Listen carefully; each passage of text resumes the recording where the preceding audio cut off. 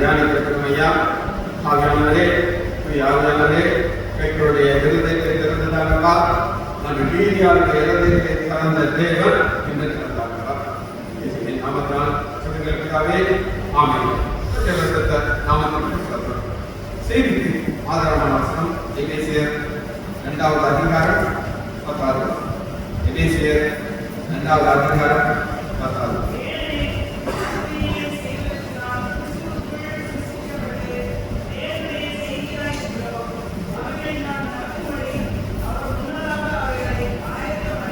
அவைகளிலே நாம் நடக்கும்படி அவர் முன்னதாக அவர்களை ஆயத்தம் பண்ணி இருக்கிறார். முடிஞ்சிருச்சு, ஏற்கனவே செய்து முடிஞ்சிருக்கார். நாம் விசுவாசத்தோடு அதை நடக்கும். நம்முடைய தேவன் நமக்காக என்னெல்லாம் ஆயத்தம் பண்ணி இருக்கிறார் நாம் புரிந்து கொள்வதற்கு ரொம்ப ரொம்ப கஷ்டப்படும். ஆனால் அதை விசுவாசித்து நாம் நடக்க வேண்டும். காரியங்களை செய்து நம்முடைய சில ஆசைகள் நம்ம அதெல்லாம் பிளான் பண்ணணும் நடக்கிறதுக்கு அப்புறம் அது நடக்காது, தோல்வியில் முடியும். ஆனால் ஆண்டவர் நமக்கு செய்து வைக்கின்ற நமக்கு ஒரு பாதையை உண்டு பண்ணி வைக்கிறார். அந்த பாதையில நாம் நடக்க வேண்டும். இன்று நான் ஒரு 100 வயதுள்ளவனாக நிற்கிறேன். இன்னும் ஒரு சின்ன பிள்ளையாக எங்க அப்பா அம்மா அந்த எங்க அப்பாவுக்கும் எங்க அம்மாவுக்கும் நான் இந்த இடத்துல இருக்கிற அவங்களுக்கு தெரியாது.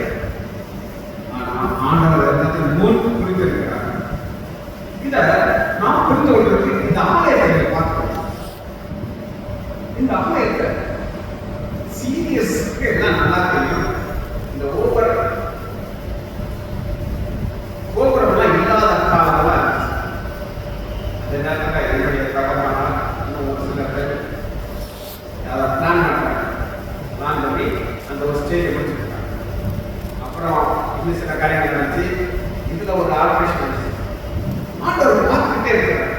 ஒரு 4 வருஷத்துக்கு முன்னாடி அவருடைய மைண்டில் இது ஒரு பிளான் நினச்சி 1900 சொல்லிட்டாரு. அப்போ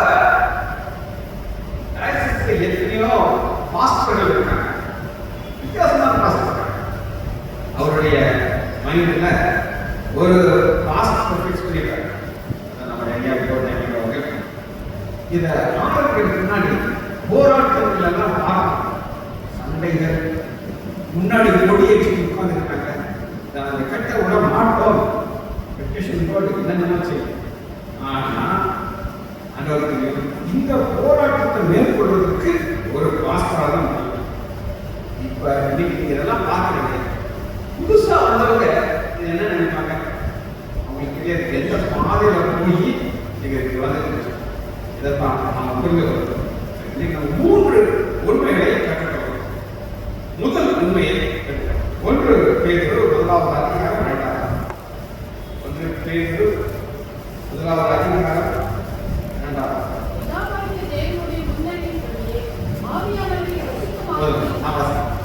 பிதாவாகிய தேவனுடைய முன் அறிவின் படி முன் அறிவு. He knows it beforehand. அவருக்கு முதலே தெரியும். முன் அறிவு படி ஒரு சின்ன ஒரு கதை சொல்றேன். அப்பதான் ஒரு மியூசிக் டைரக்டர், அவர் எல்லா படத்துக்கு மியூசிக் பண்ணாலும் அவருடைய மனைவியும் ஒரே ஒரு பையனும் ஆக்சிடென்ட் ஆகிறாங்க. பெரிய பணம் இருக்குது, ஆனால் யாருமே அந்த நிலைமையில் ஒரு நாள் கார் வழியாக போயிருக்காங்க. அங்கே ஒரு குப்பை தொட்டியில் ஒரு பையன், சின்ன பையன், 6 வயசு, ஒரு ஹவுஸ் இருக்கான். அதில் ஒரு பெரிய வாட்டர். அந்த ஒவ்வொரு இலையா எடுத்து பார்க்கறாங்க, ஒன்று எடுத்து பார்க்கறாங்க. சாப்பாடு இந்த பெரிய இலை இந்த கார் கடந்து போயிடுச்சு. அவர் டிரைவர் சொல்றாரு, ரிவர்ஸ்ல பார்ப்பாங்க. டிரைவர் ரிவர்ஸ்ல வந்து அந்த செகண்ட் முன்னாடி அந்த கார் இருக்குது. இவர் இறங்கி அந்த பையன் வர்றாரு. என்னப்பா ஒண்ணுமே இல்லையா? ஒன்றுமே இல்லை, வெளியே நீ எங்கட கதையா நினைக்கிறான். உங்களுக்கு பிடிச்சி போய் ஏதாவது செய்யலாம். ஒரு டவுட் பாட்டு சரி பாருங்க காரை இறக்குறாரு இங்க உள்ள போய் அதில் உட்காந்து கீழே உட்காந்து அங்க உட்காந்து யோசிக்கிறேன் உட்காந்து வீட்டுக்கு போட்டு வீட்டில் அவருடைய பெட்ரூம் போட்டு கட்டில உட்காரு நிறைய கீழே உட்காரு புது ட்ரெஸ் கொடுக்குறாரு கொஞ்சமா அவருடைய ஞானத்தை தான் சொல்லி கொடுக்குறாரு இது செய்ய எல்லாம் தான் டெய்லி ஊர் சுற்றுகள் எல்லாம் சொல்லி கொடுக்குறாரு ஒரு நாள் வருது அன்னைக்கு அவனுக்கு வருது எனக்கு பெரிய போட்டு பெரிய இவனுக்கு எல்லாரையும் பார்த்தாலும் ஒரே ஒருத்தன் ஒரு சினிமா பாட்டு சொல்லி எந்த பாட்டு போடுங்க உடனே போடுறான் அடுத்த பாட்டு ஒரே ஃபுல் சிங்கிளா போயிட்டே இருக்கு பெரிய நல்லா பார்க்கலாம் கண்ணில் கண்ணீர் அப்பதான் பார்க்கறான் உலகத்தையே சந்தோஷப்படுது என்னை இந்த நிலைக்கு கொண்டு வந்த என் தகப்பனார் நான் பார்க்கணும் டக்குன்னு எல்லாத்தையும் பார்க்க அவன் தகப்பனார் எதை ஆசைப்படுறோ அந்த பாடல்களை போட பார்க்கலாம் அவர் வந்து அப்படியே இதுதான் நம்ம வாழ்க்கை இதுதான் அந்த முன் அறிவின் பற்றி ஃபோர் நாலேஜ் இன்னைக்கு நான் நீங்க இருக்கிறீங்க நான் மேல பார்க்கலாம் பிதா என்னை பார்த்து எனக்கு சந்தோஷம் காரணம் நான் ஒரு பாதையில் வரணும் அந்த பாதையில் அவரால் மாத்திரம் கொண்டு வர முடியும் வேற யாரும் உலகம் தோன்றதுக்கு முன்னாடி என்னுடைய எல்லாத்தையும் ஃபிக்ஸ் பண்ணிட்டேன் இதுதான் வாசிக்கலாம் செஞ்சது 139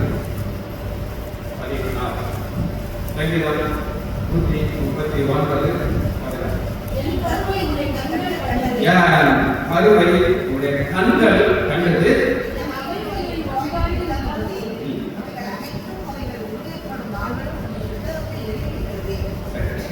இது என்ன வசனத்துக்கு அர்த்தம் அப்படின்னு நீங்க கேட்டீங்கன்னா ஆண்டவர் நம்ம எப்போ பார்த்தார் அப்படின்னு கேட்டீங்கன்னா ஒரு புழு அப்படியே ஆண்டுக்கு பார்த்துக்கிட்டீங்கன்னா அந்த புழு மாதிரி தான் நான் என்னுடைய தாயின் கருத்துல இருந்தேன் 11வது வசனத்துல கடைசியில் நான் வாசிக்கிறேன் என் எலும்புகள் உங்களுடைய கண்களுக்கு மறைவாக எலும்புகள் அந்த எலும்பு எப்போ உருவாகணும் எப்படி வளரணும் எப்ப அது உடையணும் எப்ப உடையணும் சொல்லியிருக்கேன் நான் ஏன் உடையதை சொல்றேன் அப்படின்னு கேட்டீங்கன்னா நம்முடைய ஆளுநர் ஒருத்தர் அவர் இருக்கிற படிச்சார் அவர் அல்பா இல்லாம அவரால் இருந்தவர் அவருடைய மனைவி அவரை மீனாட்சி விஸ்வாசம் அறிவித்தார் அவருடைய எல்லா வேலையும் கூட்டிகிட்டே போய் யூரியா கொடுத்து கிரியாட்டின் கொடுத்து யூரோப்ஷன் எதுவுமே ஆக மொத்தம் அன்பிட் பாஸ்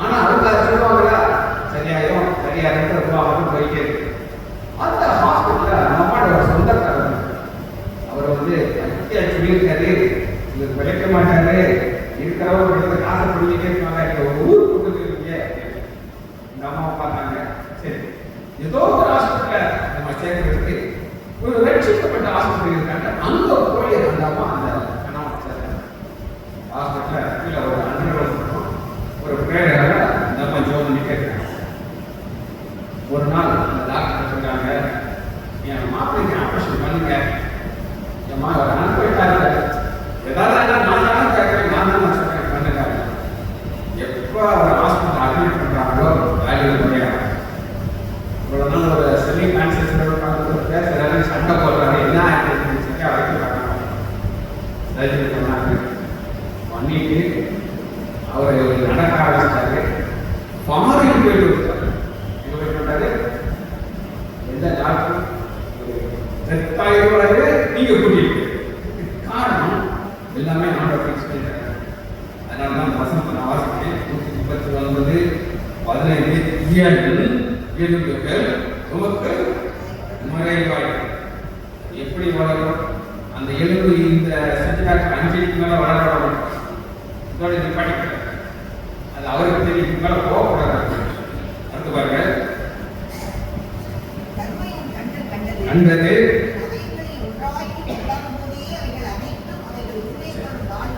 யோவான் 6வது அதிகாரம் 6வது வசனம். யோவான் 6 நாம் செய்யப்போகிறதை அறிந்திருந்தோம். செய்யப்போகிறதை அறிந்திருந்தோம். ஆண்டவருக்கு நல்லா தெரியும் இடத்துல அப்பத்தை கொடுக்கணும். எல்லாரும் பசியா இருக்காங்க. அப்படி தெரிந்திருந்தோம் ஒரு கேள்வியை கேட்கிறார். என்ன கேள்வி கேட்கிறார்? சோதிக்கும்படி. இன்னைக்கு இதான் பிரச்சனை. நமக்கு ஆண்டவர் எல்லாத்தையும் முன் அறிந்திருக்கிறார். நான் முதிர் வயதில் இருக்கிறேன்.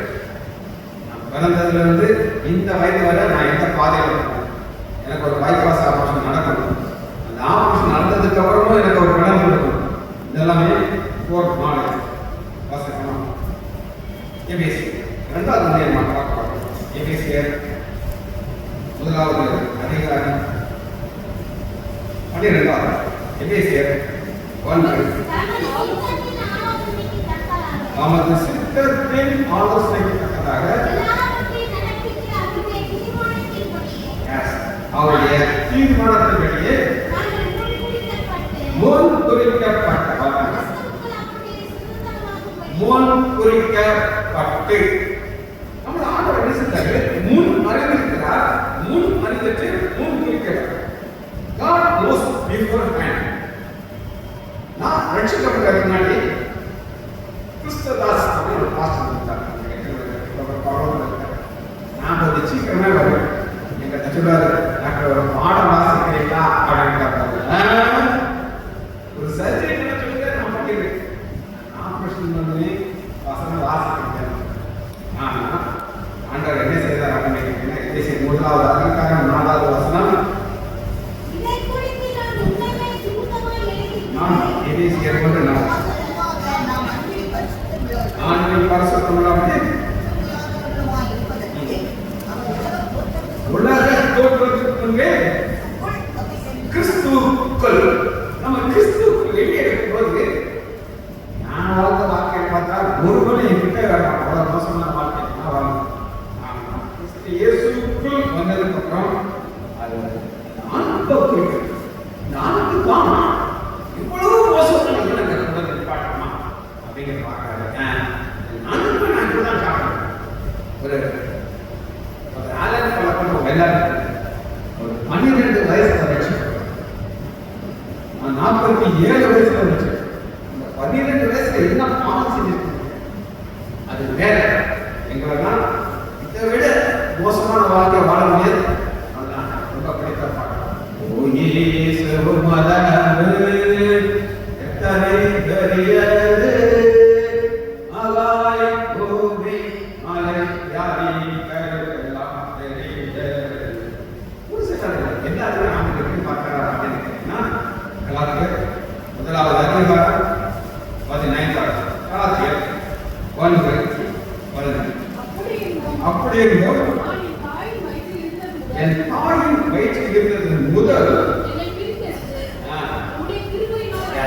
இதுதான் தாயின் கற்பத்துல நான் இருக்கும்போது எங்க அப்பாவுக்கு ஆண் குழந்தை கற்பனை எதிர்த்து தெரியுமா? தெரியாது. இப்ப எல்லாம் ஸ்கேன்ல பார்த்து கண்டுபிடிக்கிறாங்க. என்னுடைய சொந்தக்காரங்க அதுக்கு முதல்ல ஒரு குழந்தை, ஆனால் அவங்க 2வது பையன் ஒரு ஆசை. அவர் ரொம்ப பிரில்லியன்ட்.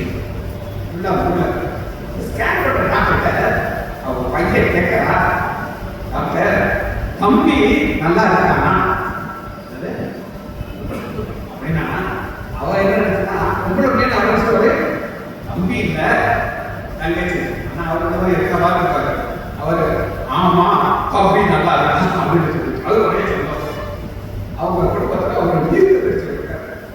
ஈர்த்து தெரிஞ்சு கேட்காம அவங்க சும்மா போடுறாங்க. அவர் போய் சொல்லியிருக்காங்க ஸ்கேன் டாக்டர் ஆமா தம்பி நல்லா இருக்கு. உடனே அவர் ஒரு பேரை வச்சிட்டாரு. பேரு என் மக டெலிவரி எப்பா இந்த தொழில் உங்களுக்குள்ளப்பா. அப்ப இதுக்கெல்லாம் என்ன நினைக்கிறாங்கன்னா எங்க புரிஞ்சுல நான் நினைக்கிறோம் என்ன குழந்தை ஃபிக்ஸ் பண்ணிடுறோம். ஆனா 1010 ஆண்டு முடிச்சாரு ஃபிக்ஸ் பண்ணிட்டேன். இதை மாற்றவே முடியாது. சரி மூன்றாவது ஒரு முறை நம்ம பார்த்து கவனிக்கிறோம். எபேசியர் 2வது அதிகாரம் 10வது. எபேசியர்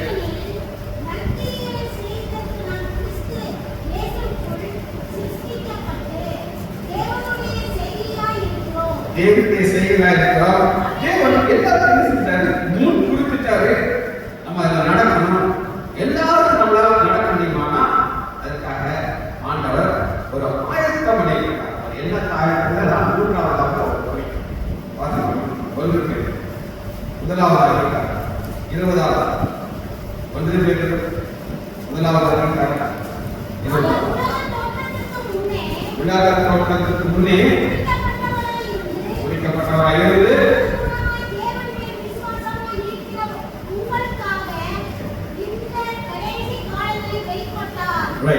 இது என்ன நான் சொல்றேன். உலக தோற்றத்துக்கு முன்னால் என்றால் என்ன அர்த்தம் அப்படின்னா, உலகமே உண்டாக மனிதர்களே கிடையாது, பாவமே இன்னும் உலகத்துக்கு வரவே இல்லை, பாவமே யாருக்குமே தெரியாது. ஆனால் தேவனுடைய சிந்தையில என்ன இருந்துச்சு அப்படின்னு கேட்டீங்கன்னா, உலகமே உண்டாக அது ஒரு சிந்தையில இருந்துச்சு. மனித வாழ்க்கையும் அவன் உண்டு பண்ணிக்கிறேன் சிந்தையில இருந்துச்சு. அப்ப சிலுவை ஒரு சிந்தை அவன் உலக தோற்றத்துக்கு முன்னாடி, பாவம் உலகத்துக்கு முன்னாடி என்ன வந்துச்சுன்னா சிந்தையில வந்தது குமாரனாக இயேசு. அவரை குறித்து தான் வேதத்தை நம்ம பார்க்கிறோம். குற்றமற்ற மாசற்ற ஆட்டுக்குட்டியாக கிறிஸ்துவின் வெளியேறப்பட்ட ரத்தத்தாலே மீட்கப்பட்டதற்கு உலக தோற்றத்துக்கு முன்னாடி அவர் என்ன செஞ்சார் சொல்லி வாசிக்கணும். எபிரேயர் 10வது அதிகாரம் 5வது. எபிரேயர் 10:5. ஆகையால் அவர் உலகத்தில் பிரவேசிக்கும் போது யாரு ஆட்டுக்குட்டியானவர் பிரவேசிக்கும் போது பலியையும் காணிக்கையையும் நீ விரும்பவில்லை, ஒரு சரீரத்தை எனக்கு ஆயத்தம் பண்ணியிருக்கிறார். என்ன அர்த்தம் அப்படின்னா, ஆண்டவராகிய இயேசு கிறிஸ்துவின் சரீரத்திற்கும் நம்முடைய சரீரத்திற்கும் வெளியில பார்த்தா ஒரே மாதிரி இருக்கு. ஆனா உள்ள எப்படி இருக்கு அப்படின்னு கேட்டீங்கன்னா, நம்முடைய சரீரத்திற்குள்ள பாவம், சாபம், நோய் உள்ள நம்முடைய ஆண்டவராகிய இயேசு கிறிஸ்துவின் இந்த ஆயத்தம் பண்ணப்பட்ட சரீரத்திற்குள்ள என்ன கிடையாது? பாவம், சாபம், நோய். நம்ம எல்லாரும் என்ன நினைப்போம் அப்படின்னு கேட்டீங்கன்னா, மரியாதையுடைய ஜனமுட்டியும் பரிசுத்தாவினால் இறங்குறதுனால அவர் கர்த்தத்தை ஜனமுட்டை யூஸ் பண்ணோம்னா மரியாதையுடைய சந்ததிகளோட பாவம், சாபம் நோய். நான் என்ன பார்க்கணும்னா, ஆயத்தமான சரீரம் பெரிய 33 வயசுள்ள சரீரத்தை இவ்வளவு கொண்டு வந்து கர்த்தத்தை பற்றி பேசிட்டார். அப்ப அந்த சரீரத்துக்குள்ள பாவம், சாபம், நோய். அதனால 10வது இயேசு கிறிஸ்துவின் சரீரம் ஒரே தரம் அடையப்பட்டதுனால பரிசுத்தமாக வெளியில பார்த்தா தெரியாது, ஆக்கிட்டாங்க. ஏனெனில் பரிசுத்தமாக்கப்படுகிறவர்களே ஒரே பலியினாலே இவர் என்றென்றைக்கும் பூரணப்படுத்தியிருக்கிறார். பரிசுத்தப்பட்டிருக்காரு, பூரணப்படுத்திருக்காரு. நம்ம பூர்ணமா இருக்கமான கேட்டா நம்மளால புரிந்து கொள்ள முடியாது. சரி, இது ஒரு பக்கம் ஆயத்தம் பண்ணிட்டாரு, இன்னொரு பக்கம் ஆயத்தம் பண்ணி அது என்ன ஆயத்தம் பண்ணுறாங்க? 25வது அதிகாரம் 41வது. அப்பொழுது இடது பக்கத்தில் நிற்பவர்களை பார்த்து அவர் சபிக்கப்பட்டவர்களே என்னை விட்டு பிசாசுக்காகவும் பிசாசுக்காகவும் அவர் தூதர்களுக்காகவும் ஆயத்தம் பண்ணப்பட்டிருக்கிற நித்திய அக்கினியிலே ஆண்டவர் மனுஷனுக்காக ஆயத்தம் பண்ண பிசாசுக்காக. ஒரு சிலர் ரட்சிக்கப்படவில்லை அப்படின்னு நீங்க சொன்னீங்கன்னா என்ன செய்யணும்னா, ரட்சிக்கப்படலைன்னா நீங்க எங்க போவீங்க அப்படின்னு கேட்டீங்கன்னா, விசுவாசத்துக்காக ஆயத்தமான இடத்துல நீங்க போவீங்க. ஆண்டவராக இயேசு கிறிஸ்து சிலுவையில ஒங்கி மறித்தது நம்முடைய பாவத்தை மன்னிப்பதற்காக. இந்த பாவம் மன்னிக்கப்படணும். ஒரு நினைக்கிறேன் ஒரு மிஷினரி ஆப்பிரிக்கா தேசத்தில் நடந்ததை அவர் வெளியே ஒரு கிராமம். அந்த கிராமத்தில் ஒரு ட்ரைப்ஸ் ஆதிவாசி அவருக்கு என்ன ஒரு நம்பிக்கை இருக்கு கேட்டீங்கன்னா, ஒரு பெண் பிள்ளைய செலக்ட் பண்ணி அதை கன்னி பெண் திருமணமாக கணவனை அறியாத பெண்ணை திருமணம் செலக்ட் பண்ணி அவளுக்கு ஒரு வருஷம் அவளை டெக்கரேட் பண்ணி வச்சிருப்பாங்க. எல்லாரும் வந்து என்னுடைய கால வணங்கி நீதான் அழகி நீதான் அழகிட்டு அதுக்கு என்னன்னா பெஸ்டோ கொடுத்துட்டே அந்த பொண்ணு ஒரே சந்தோஷமா இருக்கும். தான் அழகி நேற்று அழகி சொல்லி அப்பா அம்மாவோட என் காலை வணங்குறாங்க. ஒரு நாள் என்ன நடக்கும் கேட்டீங்கன்னா, ஊருக்கு நடுவில் பெரிய எதிர்ப்பு கம்பி அதில் அந்த பெண்ணை கட்டி வச்சுட்டு அவன் மேலே கட்டி வச்சு அவன் உடம்பு கட்டி ஏறிடும். ஐயோ அம்மா கதறி அழும்போது எல்லாரும் ஓடு வந்து சரீரத்தை பிச்சு அவங்க என்ன நினைக்கிறாங்கன்னா, பிச்சு தான் என் பாவம் மன்னிக்கணும். ஐயோ அப்பா அம்மா நான் கத்துறேன், அப்பாவும் அம்மா வந்தா சரி. இன்னைக்கு நமக்கு ஆண்டவர் ரத்தத்தை அவர் ரத்தத்தை செஞ்சு நமக்கு ரட்சிக்கும். ஆதியாகமம் 45வது அதிகாரம் 5வது அதிகாரம் 45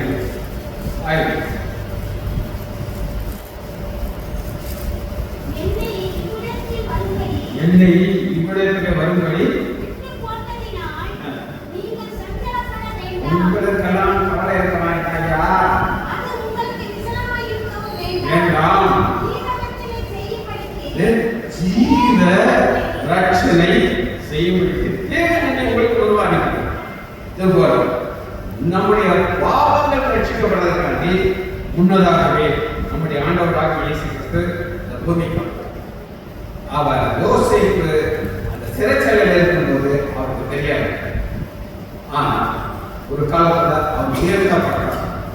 வெளிப்படுத்துதல் 13வது அதிகாரம் 8வது வசனத்தை வாசிக்கணும்.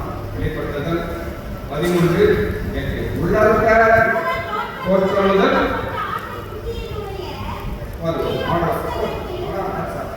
உள்ளார்க்க தோற்றத்திற்கு முன்னே அளிக்கப்பட்ட ஆட்டம். சரி, நம்முடைய ஆசை வேற, ஆண்டோடைய பிளான் வேற. நம்முடைய ஆசை மாதிரி பேருக்கு ஒரு ஆசை இருந்தது. 17வது அதிகாரம் 14வது 17 14 பேருடைய ஆசை மதுரை வரையில அவர் ஒரு சுற்றுலா ஆண்டவர் ஒரே 4வது ஆண்டவரே போதும், எங்க இருக்கிறது நல்லது? ஏன்னா அவருடைய பிரசன்னம் நல்லா இருக்கு, எங்கேயுமே போக மாட்டேங்குது, இங்கே ஜாலியா இருக்கு. ஆனா ஆண்டோடைய பிளான் என்ன அப்படின்னு கேட்டீங்கன்னா, ஒரு நாள் வரும், அன்னைக்கு புதுசு தாழ்ந்து இறங்குவார். நீ ஒரு பிரசங்கம் பண்ணுவ 3000 லட்சம், நீ ஒரு பிரசங்கம் பண்ணுவ 5000 லட்சம். ஆனா வேதம் தெரியுமா? வேதம் ஆண்டவர் ஒரு குறிக்கப்பட்டாச்சு. இந்த பாதையில தான் வேதம் போகணும். அந்த பாதையில போகும்போது அவன் ஞான பத்திரிக்கணும். ஆண்டவர் ஏன்னா நமக்கு ஒரு சின்ன பெருமை. அவர் சொல்கிறாரு, நான் என்னை உயர்த்தாதபடி எனக்கு உமிழ் கொடுக்கப்படும். உமிழ் பொருள் இருக்கும், அந்த உள்ளே சந்தோஷமா இருக்குன்னா சொல்றது இருக்கும் போதுதான் தெரியும் அது எப்படி கஷ்டப்பட்டு. கடைசியாக சம்பவத்தை பார்க்க முடியும். யோவான் 21வது அதிகாரம் 9. யோவான் 21:9.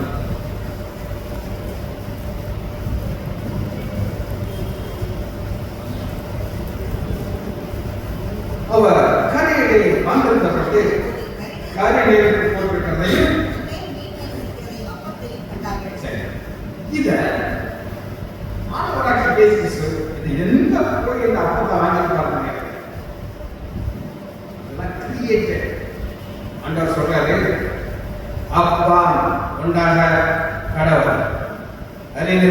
உண்டாக கடவுள் உண்டாக்கினார். யாருக்காக உண்டாக்கினார் அப்படின்னு கேட்டீங்கன்னா, சீஷர்களுடைய வாழ்க்கையை பார்க்க அவங்களுக்கு பசி இருக்குது, சாப்பாடு கொடுக்க யாரும் இல்லை.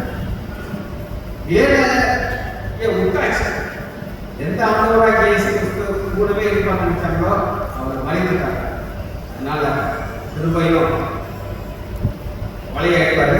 இப்போ ஒரு குரூப் ஆளு சேர்த்தாங்க. பேரு போறாங்க மீனர் படிக்கிறது. இப்ப இது எப்ப தெரியாது அப்படின்னு கேட்டீங்கன்னா, படகுல இருக்கும்போது இந்த ஆசீர்வாதம் படகுல இருக்கும்போது எதுவுமே எல்லாமே எழுதி ஓட்டாச்சு, எதுவுமே இல்லை. ஆனால் கரைக்கு வந்தவங்க தான் ஆண்டவர். கரைக்கு வரணும். எங்க ஆண்டவர் உங்களுக்கு வச்சிருக்கிறாரோ, எங்க அழைக்கிறாரோ அங்க போகணும்.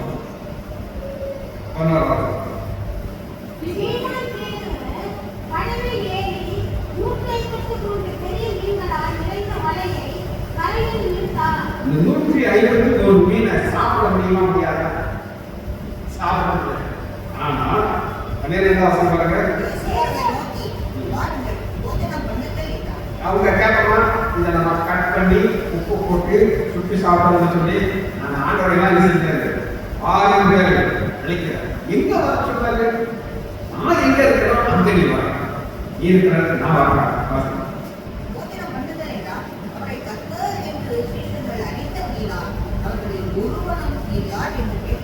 அப்பொழுது இயேசு வாழ்ந்து அப்பத்தையும் மீனையும் எடுத்து அவருக்கு கொடுத்தார். இன்னைக்கு நம்முடைய வாழ்க்கை ஆண்டவர் ஆயத்தம் பண்ணணும்னு ஒண்ணு. அது நமக்கு எப்படி தெரியும் அப்படின்னு கேட்டீங்கன்னா, இதுதானா இருக்கு அப்படின்னு.